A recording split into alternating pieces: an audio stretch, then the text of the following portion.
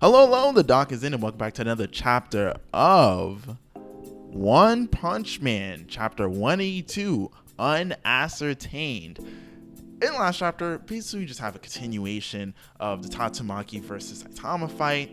I know I didn't personally cover it, but I was busy, alright? Give the man a little bit of a break.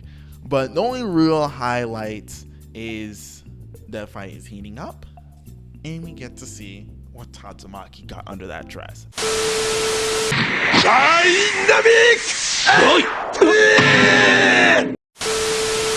I think it's fraudulent. I don't think that's usually how it is, but I'm gonna let it slide. Also, more hype for Saitama X Tatsumaki, which is, you know, if you're into the shipper thing, I mean, hey, I'm still a little bit of a Genos Tatsumaki guy, but once again, if you're a Tatsumaki Saitama shipper, you're gonna like this chapter. Speaking of, let's get into this chapter. So chapter starts off immediately. We got Hero Association being like, oh my god, it's another massive power spike, because last chapter Tatsumaki was given the okay to go all out against Saitama by Saitama. And we get a little thing from like the guy with the boomerang, can't remember his name. I thought his name had the word air in it, don't know for sure. And that guy who like fights with Beats, who is trying to square up with Saitama, right? They're in the building, they're like, I wonder what's going on outside. Saitama crashes right into where they're staying in, right? And the Beats guy and Saitama have a little bit of talk, and Saitama's like, oh, you know, your injuries, you know, you should stay in bed and heal up. And he just jumps back into, like, from the distance is a giant catastrophic fight going on. And this guy's like, you know what, honestly, I'll put the rematch on the back burner. I don't think I want to square up with that guy, which is a good idea, because if you actually fight Saitama, you would just die. But in reality, it's probably going to turn into another one of those things where you're going to throw hands with them a bunch. He's probably going to move his pinky finger on his right hand, and you will lose your head. That's just how it goes. But moving away from them, we cut around to the Fubuki group, right? And as we know, I believe it was last chapter, Fubuki group was like, you know, where if you guys want to get stronger and stick with Fubuki, come with me. And they're going to go get Fubuki. So they run out to like the battle scene, because that's where Fubuki's going, and they're like, oh, this is what we have to deal with? And of course they get stressed, because, you know, this is effectively like seeing the end of the world and being like, if you keep moving forward, you're moving into the end of the world and probably will die. And the conviction stays up, and they're prepared to go in there. But move away from them, even cut over to Tatsumaki. Got Tatsumaki flying by. Very interesting little panel. I don't even know if I'm going to show it, but you know, good panel. But anyway, we see that Tats is sweating, right? And basically what it seems to be happening is that she's obviously, her intention is to test Saitama, right? And now that Saitama has offered for her to go full output, right, which she usually doesn't do, it seems like she got excited and like overexerted herself and did a little too much, and is now like wasted a bit too much energy. So now she's trying to defeat him, but she doesn't have all her power at her disposal, because she was doing a little too much, because she was having too much fun. And they do mention the fact that in her head, she never thought she would ever even have the chance to go all out against anybody besides Blast. Everyone else would just be too weak to handle it. But as mentioned in the narration, this weird man is handling it, because Saitama's to go. And so she just casually starts a tsunami of dirt. Well, not casually, but she starts a tsunami of dirt, which you'd be like, huh? No, if you look at the panel right here, she creates a giant tsunami convergence of rock and ground and tries to submerge Saitama. Now, of course, Saitama literally effortlessly comes out unharmed, but that is insane, given it's not the most insane things that Tatsumaki's ever done, but it's pretty insane. The face Tatsumaki makes after he literally just breaks out of being submerged in what could only be tons and tons of dirt and rock she, like I said, she's already tired. She's already put out way too much energy than she initially thought she would have in this fight. She's like, she's out of breath. And of course, Saitama's like, oh, don't tuck yourself out. If you're good, we're not fighting, so you could just kind of chill out. And of course, Tatsumaki being doing too much, she then tries to throw Saitama, picks him up just barely off the ground. Saitama's like, oh my god, I'm floating. And she's just like, why in God's name, not literally, is he so heavy? And she's like, I'm putting enough effort to throw him into space, and she can barely get him off the ground. Insanity.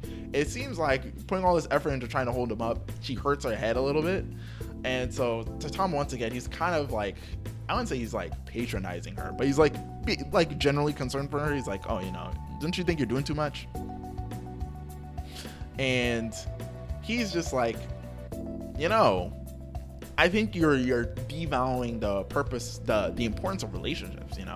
I'm just Fubuki's acquaintance, and you literally cannot beat me.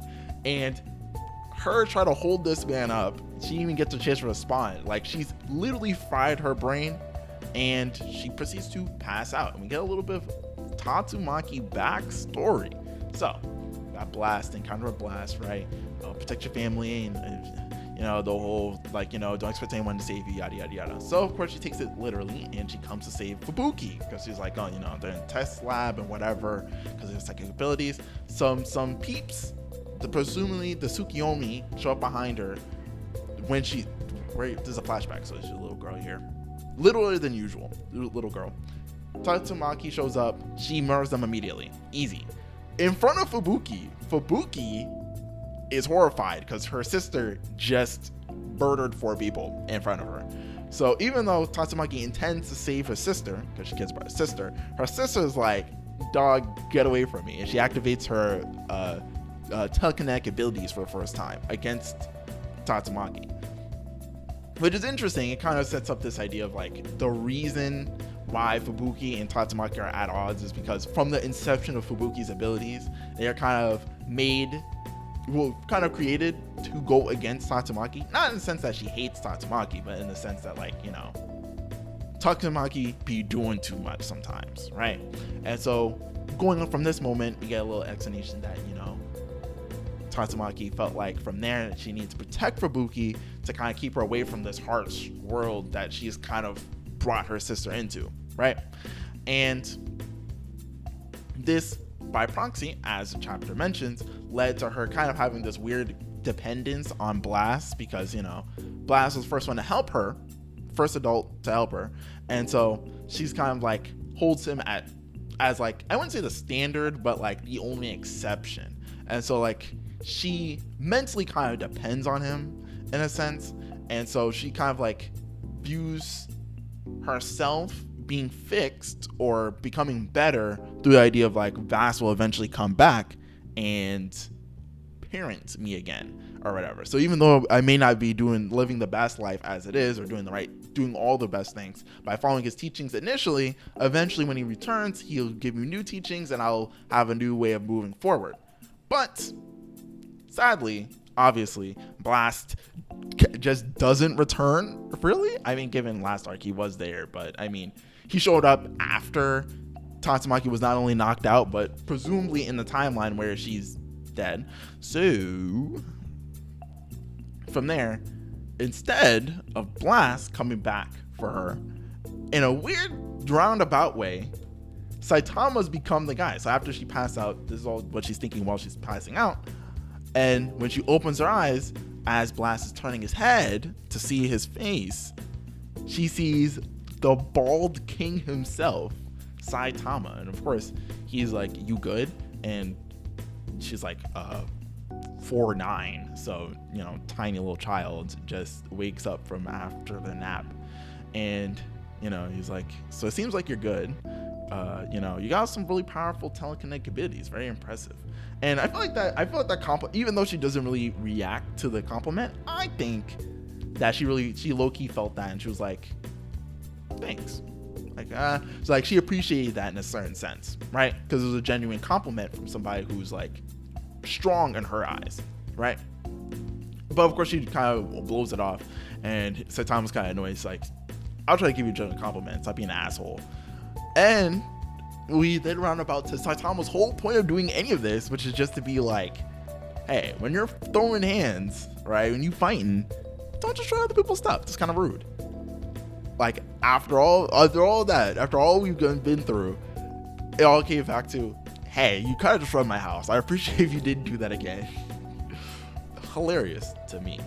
He then pats Tatsumaki on the head, and it's just like, whoa. Now, this isn't really good for the ship because, you know, I feel like this is a little bit more friendly. But Tatsumaki does react, and of course, as later mentioned by Fubuki, this is big because Tatsumaki is basically the biggest person hater. She doesn't like people. She's like the best reputation for an introvert. All right, so letting somebody touch her, let alone like give her advice and her not to immediately refute, it's kind of wild. So Tama's then leaving, and Tatsumaki is like, chill. And then Fubuki shows up, and of course Fubuki she's like, you did what you said or whatever. And Tatsumaki and Fubuki have a little bit of chat, and Tatsumaki's like, well, you know, your group showed up or whatever. And Tatsumaki is about to go ham on them, but Fubuki group immediately meets her energy with like, nah, we're here for Fubuki, all right? We're here to work with you and be strong. And so Tatsumaki immediately is going to murder all of them, but Fubuki beats her to the attack and attacks them herself, which is insane. So we proceed to have like a semi-dramatic moment where it's kind of like Fubuki does one of her friends, but she's kind of trying to protect them because she's like, I have to attack you because if I don't attack you, my sister's gonna attack you. When my sister attacks you, you're gonna die. So I'm just gonna kind of attack you, even though I care about you or whatever. And it's gonna feel like betrayal, but I still care about you guys. And so she's doing this and kind of like, I don't want to say reverse psychology, but like it's a squabble between friends who all love each other. They care about her, she cares about them, and like she's shooting telekinetic power at them, and they're standing up and they're like, nah, we don't want to go away. So Taba's basically any person who's gone through all this is like, bro, this is like so unnecessary. And so of course he then talks to Tatsumaki a little bit. He's like, why can't you just let them do them, you know? Like, they're weak now, but even I used to be weak before, you know. They might become quite strong later on. So, you know, clearly they care about each other. Let them be them. And so she looks at him and she thinks about it for like a second. And so then she literally little bros Fubuki. It was like, all right, stop it. You can have your group or whatever. Just make sure you, by request of Saitama, I will allow you guys to work together. But Fubuki group, take good care of my sisters. Nonsense like last time happens again, I'm on your ass. And of course they start sweat a little bit, but you know, conviction's strong right now, so they're like, got it. And that's the end of that. And then Fubuki, Tatsumaki just casually is like, by the way, going forward, I'm just gonna randomly start throwing hands with you, so just be prepared for that. And Saitama's like, yeah, fuck that nonsense. Hell nah. They then proceed to start arguing back and forth. And of course, everybody's in full view of this. And so you think about it, it's like Tatsumaki, a domineering figure such as herself, is currently arguing with I believe, rank A hero, and giving him any semblance of respect to have allowed discourse when he denies her request.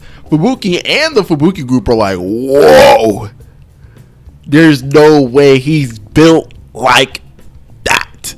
And the fact of the matter is, he is. End of chapter.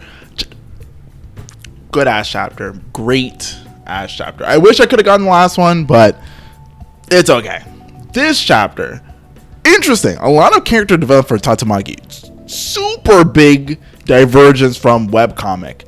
Because pretty much the Tatsumaki fight in there, from my memory, went more like a proper fight. Versus in this one, it kind of comes off more like really bond building between Tatsumaki and Saitama. Which, don't get me wrong, I'm here for it.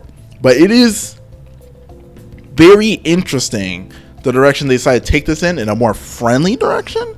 Why? I don't know, but I think it's a great choice because it seems like they're fostering a bit of more relationship. And though Tatsumaki apparently just isn't gonna question the fact that some random A-rank hero can straight up, and I mean straight up, outmatch her. Now, given they weren't really fighting, but he literally out-endured her to a point where after everything she had done, she's the one who went down first. If this was a game of chicken, Tatsumaki's saying chicken, calling for mama first. It's quite interesting that she like doesn't really deep it too hard and like doesn't like hold on. Who are you? Why are you only rank A and you can literally put up with me? Even if she wants to say like, oh, I can still beat you in a fight if I was getting serious. She could not outlast him, which means that he at least has S-class above Tatsumaki levels of endurance. And again, Tatsumaki be washing people. Alright? She went against fused Sairoshi plus God buff and didn't immediately die. Instead, she won. That's the mentality we gotta think with. Plus defending her teammates, alright? And there was already a fight going on. Alright, so when we enter a Sairoshi fight, she's already used up some of her energy, and she's then keeping up a lot. Alright, a lot of power there. And Saitama casually keeps up with her. I would think she would keep mention of it, but maybe it's one of those things where like she just feels either she's just really surprised by the situation and isn't thinking about it too hard, or based on the events of this chapter with the whole idea of her mentality involving Blast, that she maybe finds some form of comfort in having somebody who is able to kind of keep up with her and therefore have the gain enough of her respect to give her good advice. And so she doesn't really think about it too hard. Like I said, it's very well. But it seems like going forward, Tatsumaki has joined the Saitama group. The ones who, not the people who know about Saitama power, but like the people who basically, if need be, will fight under Saitama in a sense. Obviously, Tatsumaki's not going to fight under him in the traditional sense, but she's going to fight under him. So that's interesting. The Fubuki group's back in, which is great. And actually, yeah, I guess that's all that happened. There's a lot of stuff that happened, but honestly, now that I think about it, after just talking for, what was that, like 3 minutes? Yeah, that's kind of it. It wasn't too much that happened, but it was all good. I enjoyed the art. It was funny. I had a great time. So, yeah, end of the chapter. Thank you for watching, and the doc is out. Peace.